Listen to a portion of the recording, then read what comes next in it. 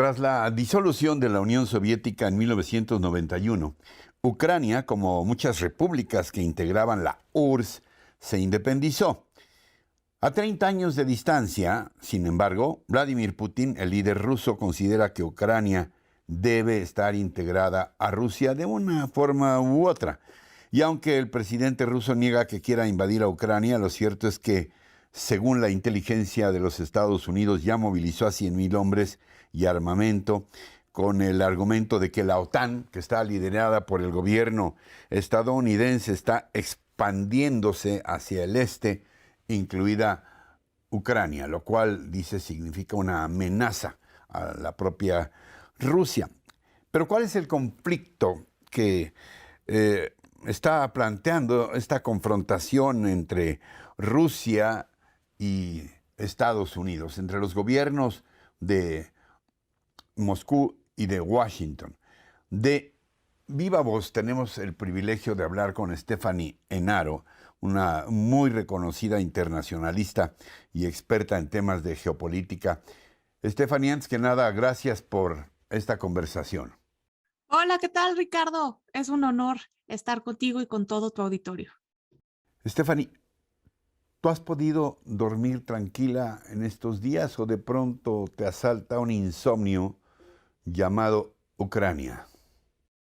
Pues creo que sí duermo, Ricardo, pero duermo con un ojo abierto porque cuando me acuerdo que se trata de Ucrania, pero que se están enfrentando Rusia y Estados Unidos, que son los países que tienen el mayor armamento nuclear en el mundo, la verdad es que se me va el sueño.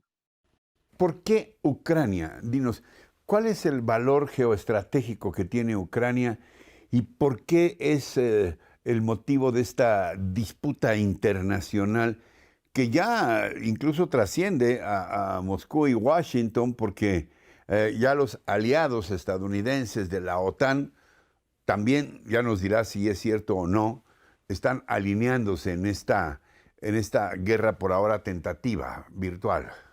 ¿Por qué Ucrania? Tiene varios motivos.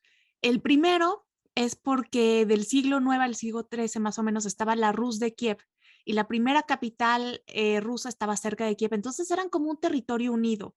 Entonces, por motivos históricos, Rusia de alguna manera siente ciertos derechos sobre Ucrania.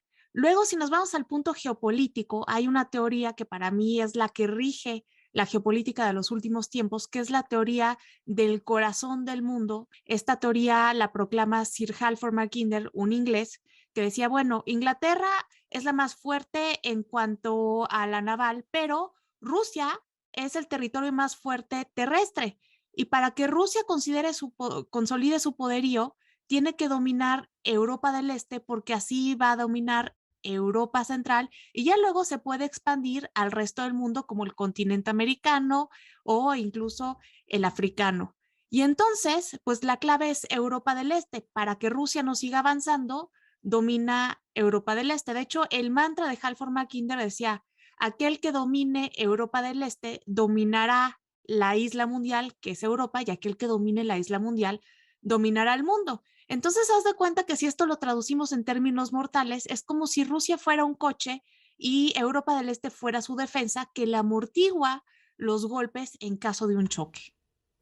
Ahora, dime, ¿cuáles son los elementos que tiene estratégicamente Ucrania para hacerla tan apetitosa? Hablamos de qué riquezas, de qué posicionamiento actual en el comercio mundial, de su propio condicionamiento geofísico, político. Eh, ¿Por qué Ucrania sigue siendo tan atractiva en estos tiempos? Principalmente porque es un país de tránsito energético.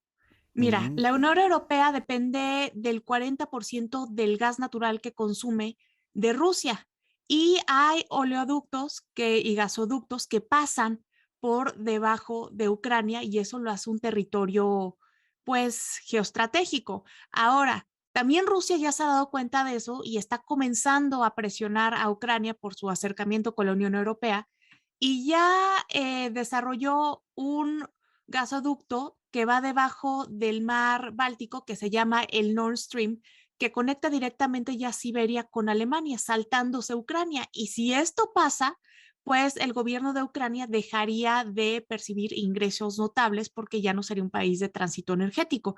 Entonces, principalmente, esto es lo que hace a Ucrania tan atractiva, aparte de que es un país fronterizo con el Mar Negro. De hecho, por eso Rusia Mm. le quita Crimea en el 2014, porque ahí hay dos puertos muy importantes.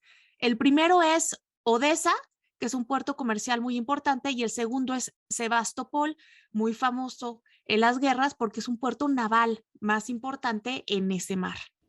Odessa, por cierto, es donde se filma aquella famosa película Acorazado Potiomkin de Eisenstein, ¿no?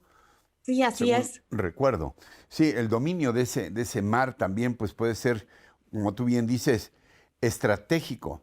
Ahora, creo que la inquietud que tenemos todos, tu primera respuesta nos, mm, nos preocupó, por supuesto, en el sentido de que si no tienes una bola de cristal, por supuesto, Stephanie, pero tú crees que si por las circunstancias que hay, los entretelones y también el escenario en esa zona del mundo, en caso de una confrontación militar, esta se sujetaría a el armamento convencional o cosa que nadie querría, es algo terrible. Y no queremos imaginarlo, pero lo tenemos que decir, o que se lleguen a usar armas nucleares. Eso es definitivamente una posibilidad porque son dos países que lo tienen.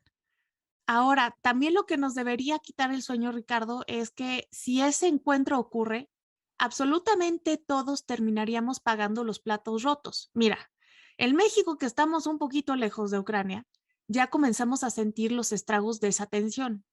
Esta semana el peso se devaluó en contra del dólar estadounidense por las tensiones en Ucrania. Y aparte, si se da ese encuentro, también nuestros recibos de luz en la casa se irían por los cielos, porque Rusia es muy importante porque es el segundo productor de petróleo a nivel mundial y también es importante en el gas natural. Y aparte, la inflación que ya nos está ahorcando se pondría mucho peor a nivel global. Entonces, sí está el armamento nuclear, pero también está el armamento económico que nos terminaría afectando a todos por igual, sin importar la región del mundo en la que nos encontremos. Ahora bien, ¿tú crees que este involucramiento de la OTAN, a la cual pertenece Estados Unidos, pero que podríamos decir lidere a Estados Unidos como resultado, ya sería muy largo remitirnos a ello de los reacomodos que hubo después de la Segunda Guerra Mundial? Este agrupamiento de la OTAN puede ser también, se dice, ya nos dirá si es cierto, que ya hay también movilización de elementos de tropas y o de aire, potencias que están dentro de la OTAN. ¿Crees que esto pueda significar una advertencia a la URSS de que más le vale no invadir Ucrania? Creo que de alguna manera sí, porque esto forma parte de esta guerra psicológica que quedó abierta desde el 2014, año en que Rusia se anexa Crimea y que ha ido aumentando.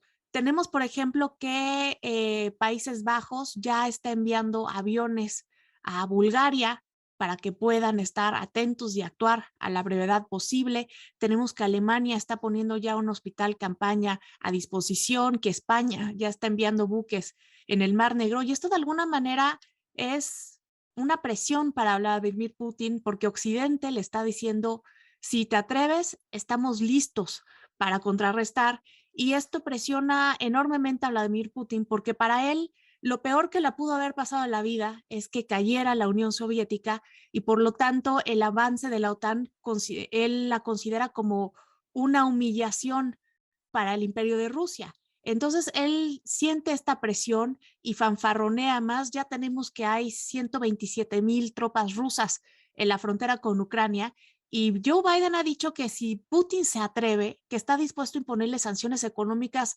nunca antes vistas, Dijo Ricardo. que pagaría un precio muy alto Rusia Así si se es. atreve a pisar Ucrania.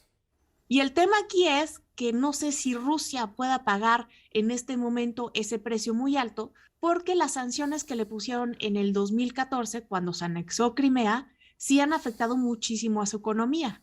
Antes, desde el 2014, la economía rusa venía creciendo un 2.3% anual y después del 2014 solamente está creciendo un 0.3% y esto ha hecho que Putin haya tenido que elevar impuestos, recortar el presupuesto de las empresas estatales y esto lo hace pues sumamente impopular. Creo que la economía rusa no podría aguantarlo y aunque se piense que ya no se puede hacer más, Estados Unidos todavía tiene dos ases bajo la manga que serían letales.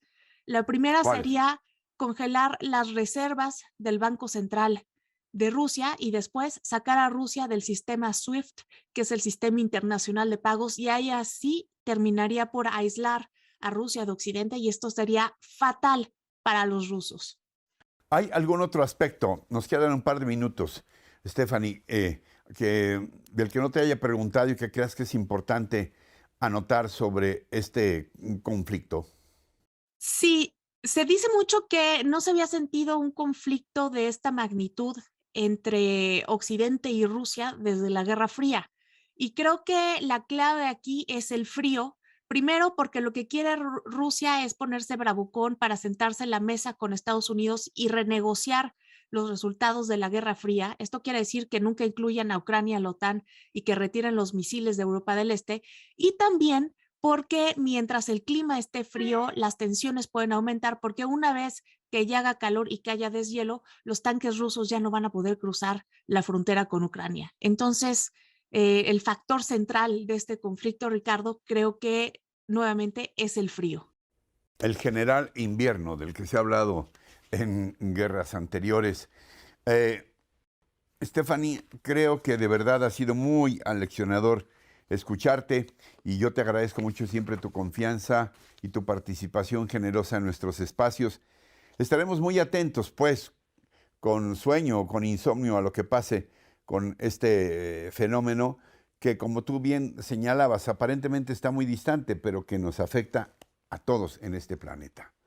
Así es, Ricardo, debemos estar muy pendientes y yo te agradezco enormemente la invitación. Ha sido un honor estar hoy contigo. Gracias, al contrario, gracias. Stephanie Enaro, internacionalista y una reconocida experta en temas de geopolítica. Gracias, Stephanie, de nuevo, y gracias también a ustedes por su atención, por su compañía y lo que más aprecio, su confianza en este espacio. Hasta la próxima, hasta siempre.